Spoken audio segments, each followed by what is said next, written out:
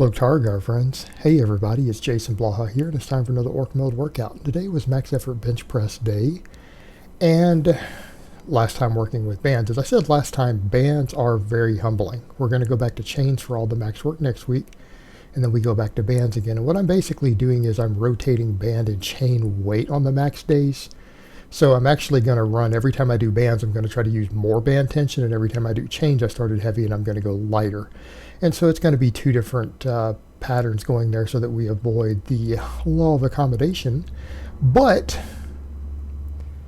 band stuff is so hard. And a lot of people will say, well, what do you mean? We'll be like, well, if you put 50 pounds of chain weight on versus 50 pounds of band tension, you're going to be able to lift a lot more on a max.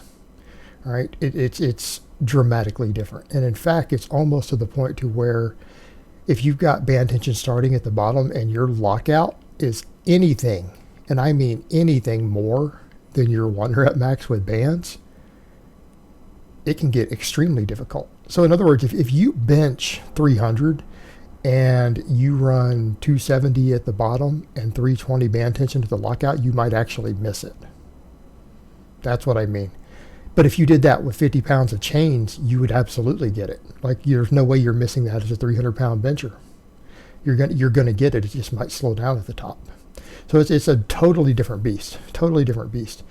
And of course, today I noticed the scale was down a couple pounds. I just swooshed out of nowhere, and I'm not in a deficit. It just happened, and we'll see what happens. Maybe I just need to up my salts, up my water. These with the belt on, it always looks different, but when you guys see me with the belt off, I think it starts to become obvious. I think I've lost a little bit of fat this last week. It is what it is. I'm not worried about it. It's not a bad thing. I'm not cutting per se, but I'm trying to recomp. But if I lose some body fat, that's by no means a bad thing. We're not going to complain. But look at that. See, that was tough. Like, once it slows with bands, you're in trouble. Like, if that weight ever stops moving when you're with bands, you will not lock it. So that's the thing when you're pulling or pushing against band tension. If the weight ever stops moving before you get to the lock point, you're going to miss the lift. When it slows, you're going to have to push really hard. But if it stops, you're done. You're not going to be able to restart it again against the bands. So you got to watch that, and that's going to be a limiting factor. So it doesn't just test your strength, it tests your explosiveness. Meaning chains just test your strength. But when you do maxes against bands, it tests how explosive you are when you're dealing with 90% or higher intensity. Incline today, though, because I'm only going to do the incline. I'm going to do something a little different with the speed work on the bench day coming up. It's kind of like I'm doing a little more volume on speed stuff. I'm going to cut some of the assistance movements out just a little bit and do accessory work after on the speed days. So I need to go really, really hard on these assistance movements on max day, right? I need to really push them. So it's just like I'm pushing up the hip belt squat on squat day. We're going to really push the incline really, really hard on max effort day. And after doing bands, it is hard to incline. It just takes so much out of you. But we still micro-loaded it. So I added a micro plate for the incline. We're trying to do everything paused. Well, I'm not going to lie, these were 5 rep maxes. I had to take long breaks. When I mean long breaks, I normally only take about 3 minutes on these. I had to take 5 minutes. I'd take 5 full minutes between sets. Because you guys will notice the 5th rep each time is a little grindy. These are basically 5 rep maxes for me. But if they're 5 rep maxes, we know that we're getting 5 quality reps on every single set, which is what you want for hypertrophic effect. So we're getting that right balance of tension and fatigue. So this is really, really, really beating my chest up. And I'm actually feeling it in my triceps today too. And I think it's because of that band work. It's that eccentric load you get off the bands when they're jerking against you. It made my triceps a little sore going into this. So it's probably a factor too. But you can see a bit of the tricep fatigue when I get near the top on the 5th rep each time. But yeah, these really, really were fairly challenging today. Like, these were 5 rep maxes. I don't think I could have done a 6 on any of the sets. So again, we got 25 quality reps with a 2.5 pound PR. So we're going to keep moving forward on these. And like I said, I already know that this is going to be an important lift for me. And what did I say before? We push it as long as it progresses. And if it stalls, we adjust. If it stalls, we adjust. If it stalls, we add chains. And then progress as hard as we can against chains and then come back to the straight weight. And we might only get 3 or 4 weeks of hard progression with each of these, and that's fine. You rotate them.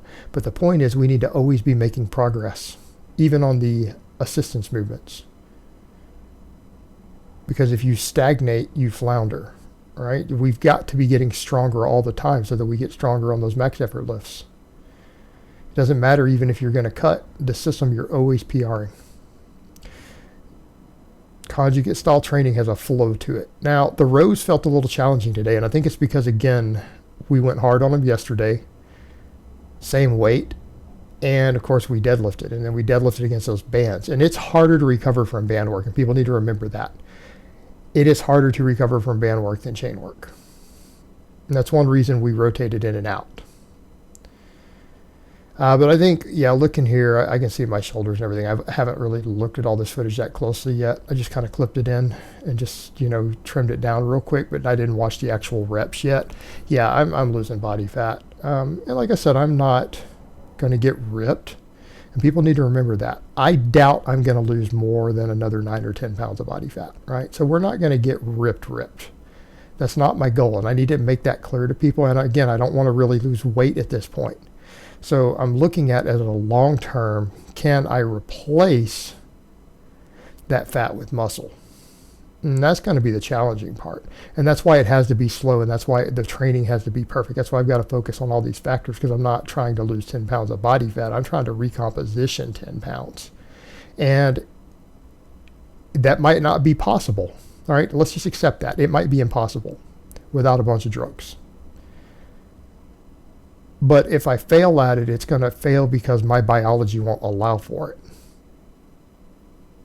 Not because we didn't train it perfectly, not because we didn't reach for it perfectly, not because I didn't give it my best effort and pay attention to all my training variables and recovery, right?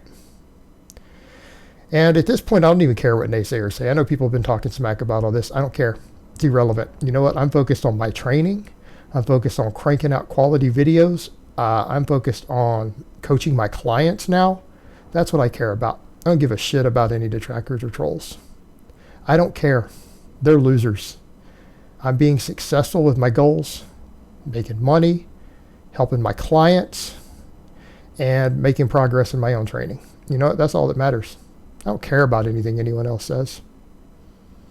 To hell with them. They're a bunch of losers who can't lift anything. So, over to skull crushers. We up the weight. I'm going to do 3x8 on this now. I've been doing 5x10. People say, well, why 3x8? Because at this point, I'm doing a lot of pressing volume. I just need my triceps to get stronger.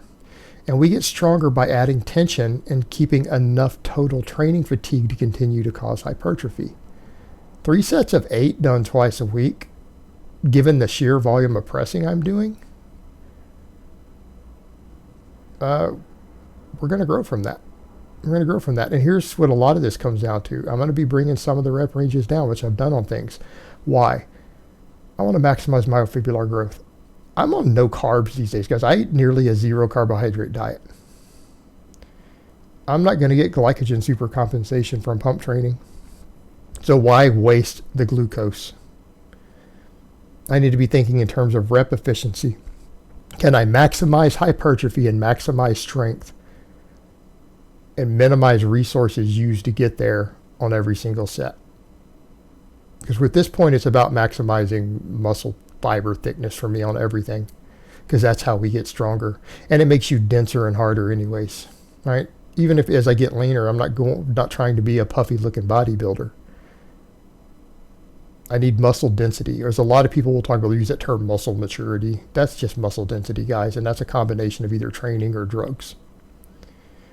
But again, that's really, if you want to think about it, you're looking at all that dense myofibrillar growth. And again, I'm not worried about any sort of pump work. Even if I wanted to do a lot of it, I'm not going to get the glycogen supercompensation. I don't eat carbs. I have decent glycogen stores because I get it from protein, but I'm not going to get the supercompensation. The only thing I might do it with here is side delts. That's going to be the exception to the rule, only because as I get leaner, I am competing against YouTubers for spots and placements who use gear and who do pump training with it. It's hard to compete against them in terms of side delts. And the side delts are not a primary mover on any of my big lifts. So it's not that big of a deal if the strength is a little skewed on them, right? They're nothing more than a support muscle. Side delts are a support muscle and a show muscle. Therefore, their strength, not that big of a deal. We don't care. We don't care. And yes, you guys can see my loose scan a bit on this, but some people have pointed out it is getting a little bit less as I've slowly lost body fat. It's still got a ways to go, and it may not ever fully tighten up. And if it doesn't, I don't care. Someone had asked me that, like, what are you going to do about it if you get a lot leaner and it's still there? It's like, well, I'm not dishing out for a stupid ass surgery. Like, why would I take downtime in my training to recover from a surgery that doesn't help me as an athlete in any way? Right? What would be the point? There's no benefit to that. I would regress. I would spend money and regress for some silly ass cosmetic thing. And if you're a man, I'm going to be honest, if you're a man getting cosmetic surgery on your body, I don't really respect you, man. You're a bitch, dude. Just call it what it is. Just call it what it is. Seriously. Deal with it, man. But I really don't care. I mean, it may tighten up on its own as I get leaner. There might be things I could take to help with it. But as far as a procedure goes, I'm not going to be that extreme. I think at that point we're getting silly. And I'm not saying everyone who's done that is silly. I know of at least one exception of a guy who's pretty inspirational who did it. But his case was even way more extreme than mine, right? Is way, way more severe than me. And he's a fitness professional. And his is a little bit different. He's also wasn't trying to be a competitive athlete in any way at the time. But yeah, there was muscle failure. That's all I had. Did you guys notice that last set I couldn't get my 10th? I think that was 9 and I failed. Then we're doing the hammer curls. I upped the weight on these, 3x8 also. Why? I need my arms stronger. I need to get stronger on those rows. This is still enough training volume. I'm doing 20 sets of heavy limit set rows every week. This is just the finishing touch. This is training the weak link, which is my arms, through a full range of motion, doing it in a way that's going to build my forearms up also. So again, we get a lot of brachialis, radial brachialis, with none of that inflammation that affects my bicep tendon. So it'll let me load heavy without inflammation and hit other muscles besides just my bicep while still finishing off the bicep. So this is what we need. And again, the same thing. We're using a little more tension. It's about tension over pure volume at this point. I need my biceps and my brachialis to get stronger to improve my rows, because my rows get stronger, everything gets thicker. Bench and deadlift go up. So we did 3 sets of these with, again, this is 43 pounds of chains in each hand. So I hope it has been informative, and I will talk to you guys next time.